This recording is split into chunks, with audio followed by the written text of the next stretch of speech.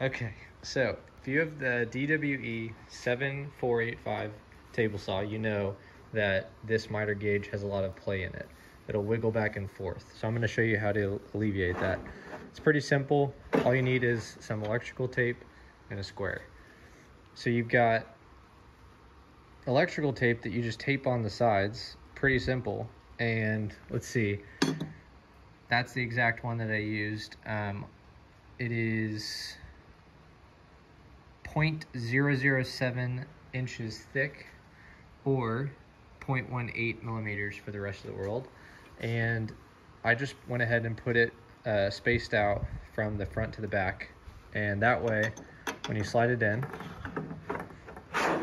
now there's no slop. And then just to check it, what you want to do for the, this also doesn't come aligned very well.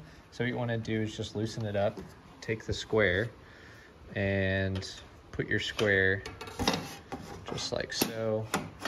Make sure there's no gaps. And then go ahead and place this up against it, and no gaps on that as well. So no gaps and no gaps. And then there you go. It's lined up right at 90. So just tighten it down. And it's really as easy as that.